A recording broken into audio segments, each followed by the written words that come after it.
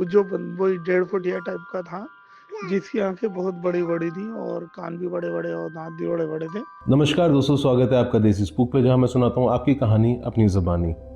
ऐसी कहानियां जो कोई दूसरा सुने तो मान भी ना पाए कि ऐसा भी हो सकता है क्या। ये वो कहानियां हैं जो आप मेरे को भेजते हैं, जो आपके ऊपर बीतती है और मैं अपने चैनल के माध्यम से आपका दर्द बताता हूँ। ये जो कहानी है हमें हमारे एक सब्सक्राइबर ने भेजी है, जिन्होंने हमें पहले भी बहुत सारी कहानियाँ भेज रखी हैं।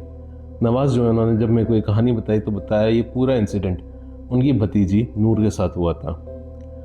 ये इस इंसिडेंट को ज़्यादा टाइम नहीं हुआ है और ये इंसिडेंट पिछले साल 2025 में अक्टूबर या सितंबर के अराउंड हुआ था।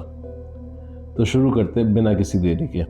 नूर, जो कि बाय प्रोफेशन आर्किटेक्ट हैं, वो बेंगलोर से दिल्ली ट्रांसफ़र होती हैं।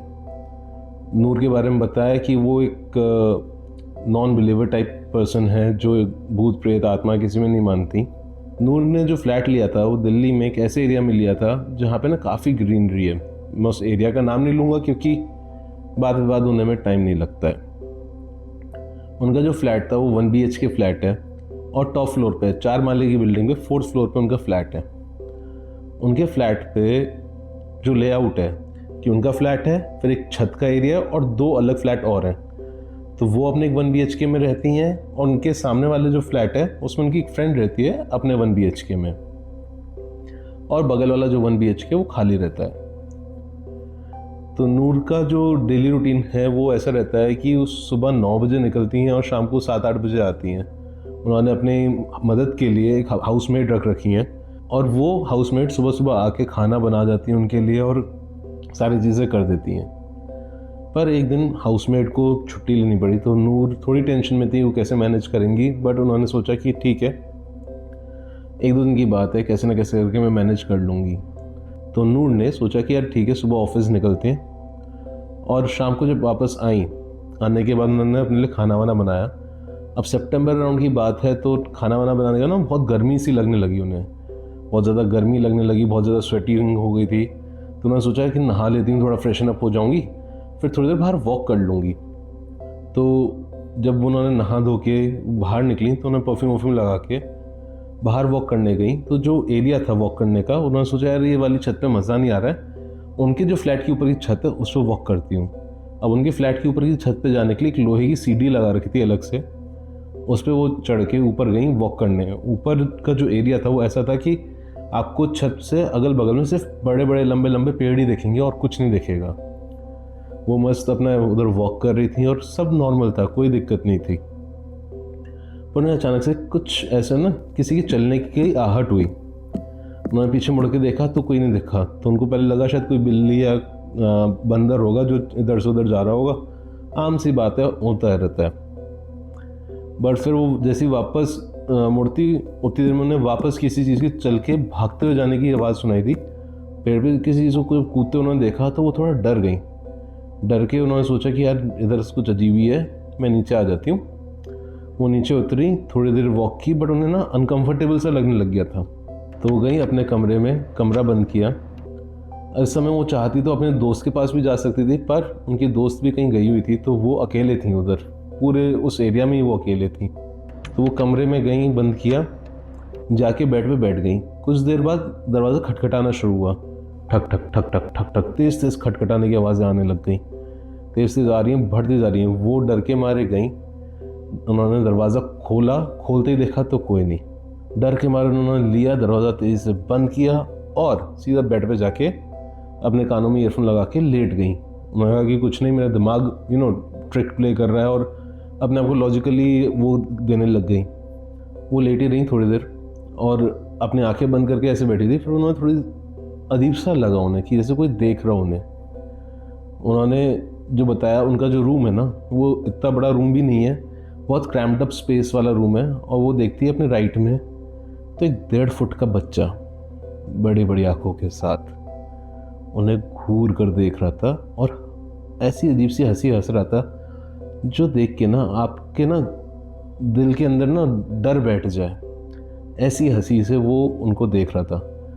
वो डर के मारे चिल्लाती हैं, वो बच्चा भागता हुआ वॉशरूम की तरफ भागता है उनके कमरे के। दरवाज़ा लगा हुआ है, वो चीज़ दरवाजे के आर पार गई और फिर अंदर से उन्हें कुछ आवाज़ आती है। वो डर डर के जाती हैं वॉशरूम तक, तो देखती हैं वॉशरूम के अंदर सब सामान गिरा हुआ है। जितना उनका ब्यूटी केयर का, स्किन केयर का सामान था, सब ज़मीन पर पड़ा हुआ है और फैल गया है। उन्हें समझ में आ गया कुछ तो अजीब चीज़ है, और ये समझ गई कुछ तो अजीब उन्होंने देख लिया है। तो वो आई। जो एक चीज़ अच्छी थी उनके साथ, वो रिलीजियस थी, तो उन्होंने अपनी आयत पढ़ना शुरू कर दी। आयत पढ़ना शुरू करी, आयत पढ़ती रही। जब 1-2 घंटे आयत पढ़ी तो उनको भी थोड़ा चैन आया और उधर भी थोड़ा सा माहौल ठीक हुआ। उसके बाद वो सो गए। अब अगले कुछ दिनों तक उनके फ्लैट पे कुछ ना कुछ अजीब होता रहे। कभी कहीं से कोई चीज़ गिर रही है, कभी लाइट फ्लिकर हो रही है बहुत ज़्यादा, कभी फ्रिज ख़राब हो रहा है, कभी एसी ख़राब हो रहा है अपने आप। लैंडलॉर्ड को बताया, लैंडलॉर्ड ने भी बताया कि कोई ऐसी वायरिंग में दिक्कत नहीं। पर मैं आपको बता दूं ना, लैंडलॉर्ड को 1.5 फुटे के बारे में कुछ नहीं बोला था। लैंडलॉर्ड ने वायरिंग वगैरह चेक करा ली, सब करा लिया, बट कोई इशू दिख के नहीं आ रहा था। नूर ने अपनी मॉम को एक बार फ़ोन किया कि वो आ जाएं, क्योंकि वो सिंगल पेरेंट हैं। वो नूर के फादर साहब हैं नहीं, तो उन्होंने सोचा कि मम्मी आ जाएंगी तो मम्मी थोड़ा घर का ठीक कर लेंगी, क्योंकि मदर भी बहुत रिलीजियस पर्सन है, तो वो भी घर पे आती हैं, तो उनको भी महसूस होता है कुछ तो अजीब सी चीज़ है। वो सुबह शाम आयतें पढ़ती हैं, सब करती हैं, तो सुबह तो सब शांत रहता है, बट दिन तक आते आते चीज़ें अपने आप ही होना शुरू हो जाती हैं, और रात तक आते आते चीज़ें बहुत ज़्यादा बढ़ जाती हैं। ये देखते हुए उन्होंने सोचा कि यार एक बार किसी मौलवी को दिखा लेते हैं।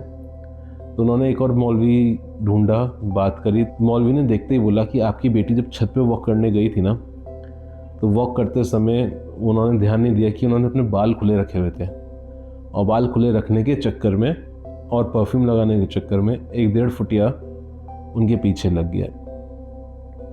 कि सिर्फ एक छोटी सी गलती के चक्कर में वो 1.5 फुटिया उनकी तरफ इतना अट्रैक्ट हो गया कि वो उनके पास से जाना नहीं चाहता, और जब जब वो घर पे नहीं होती तो वो और ज़्यादा हंगामे करता रहता है।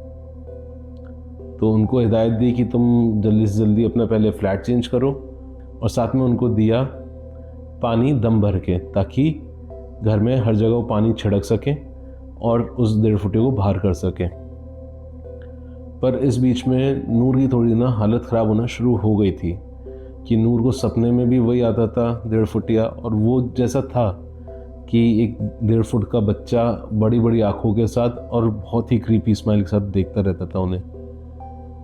पर धीरे धीरे उन्होंने कोशिश करी कि फ़्लैट ढूंढे। अब दिल्ली में भी आपको आपके बजट के हिसाब से इतनी जल्दी फ़्लैट नहीं मिलता। जैसे तैसे करके उन्होंने ढूंढा, वो उधर शिफ्ट हुई, और उन्होंने उधर जाके सारी चीज़ें ढंग से करी, और अब वो उस चीज़ से तो फ्री हो गई हैं कि लकीली उन पर इतनी जल्दी ज़्यादा कुछ असर हुआ नहीं। पर इससे एक चीज़ समझ में आ गई कि कई बार जाने अनजाने में हमारी एक छोटी सी गलती हमें कितनी भारी पड़ जाती है। कि परफ्यूम लगा के बाल खोल के जंगल जैसे एरिया में आप अगर रहते हो, तो आपको ध्यान रखना चाहिए कि कई बार कुछ एंटिटीज़ हैं इन्हीं चीज़ों से अट्रैक्ट हो जाती हैं। ऐसा सिर्फ लड़कियों के साथ ही नहीं, लड़कों के साथ भी होता है कि ज़्यादा परफ्यूम लगा के इधर उधर जाते हैं, जंगल वाले एरिया से निकलते, तो उनके पीछे भी कोई ना कोई स्पिरिट अट्रैक्ट हो जाती है। बट लड़कियों के पीछे अट्रैक्ट होना ज़्यादा आसान हो जाता है। तो इन सब चीज़ों से निकलने के बाद नूर ने खुद से बोला कि मैं पहले नॉन बिलीवर थी, बट इतना सब कुछ होने के बाद अब मैं भी बिलीवर बन गई हूँ, और अब वो इन सब चीज़ों का ध्यान रखती हैं। और उन्होंने भी अपने मामा जी को बोला कि यही मैसेज आप आगे देना कि कहीं पे भी जाओ तो ज़रा ध्यान रखो इन सब चीज़ों का, कि आज के टाइम पे आपको मालूम नहीं कि कहाँ पर आपको क्या चीज़ मिल जाए, कौन सी एंटिटी आपके साथ लग जाए। श्रृंगार करो, बट ध्यान से करो, और ऐसी जगह पे करो जहाँ पे कहीं दिक्कत ना हो। अगर आपको ये कहानी पसंद आई तो सब्सक्राइब करें। आप अगर अपनी कहानी मेरे को बताएंगे, मैं आपसे पर्सनली खुद कनेक्ट होकर कहानी सुनूंगा, समझूंगा और इस चैनल पे बताऊंगा। अंटिल नेक्स्ट टाइम, ध्यान रखें और थोड़ा परफ्यूम कम लगाएं। मतलब इलेक्ट्रिक जितनी भी अप्लाइंसेस हैं वो उनमें कुछ ना कुछ प्रॉब्लम्स आती रहती है, और इलेक्ट्रिक अप्लाइंस के साथ साथ जैसे उसका कंप्यूटर वगैरह में भी कुछ ना कुछ दिक्कत रहती है।